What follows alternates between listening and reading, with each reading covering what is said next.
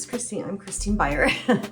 I've been a licensed esthetician for 22 years, and I know what it's like to feel new and young and like, what am I doing in this field? There's so much competition and there's all the skin influencers and stuff. Rest assured, we always will know more than what's out on social media. In this video, I wanted to focus on the difference between enzymes and acids. And if you already know this and you've been working on people for a long time, you may want to stay tuned because I have a different way of describing it. And as I was younger, or a younger esthetician, I really didn't understand this until it was explained to me in this particular way.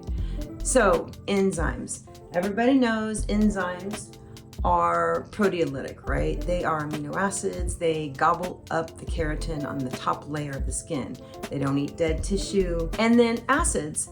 Acids are a little less discriminating. They're gonna go after dead and live tissue, right? So if you think about the way that these work differently, if you think about a brick wall, and if the brick wall were the skin and the dead cells and the intercellular glue that holds those dead cells on the topmost layer of the skin, the stratum corneum of the epidermis, right? So an enzyme is gonna act more like Pac-Man, right?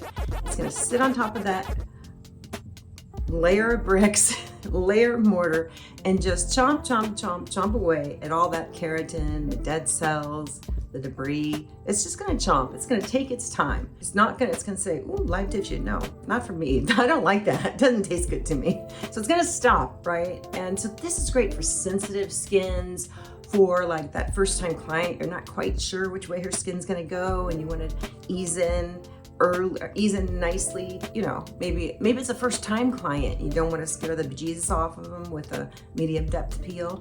So enzymes are great for beginners and beginner clients, right?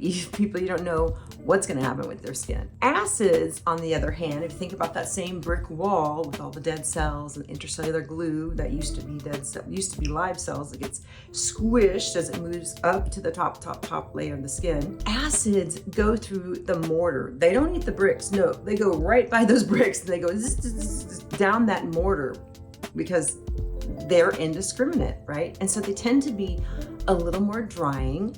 They can be more effective, for sure.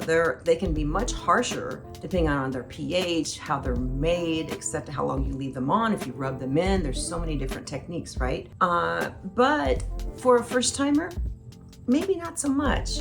So we have to decide, do we want the gentle Pac-Man or do we want to zip through all the layers? Now, on your seasoned clients who love their peels, of course you're gonna do acids, but for those newbies, it's a gentler, kinder way to introduce them to the world of peeling because it's still a peel. And yeah, I hope that helps you understand the way acids work versus peels. Now there's 1,000 articles online and I read a whole bunch of them this morning, but I was like, none of them describe it like this.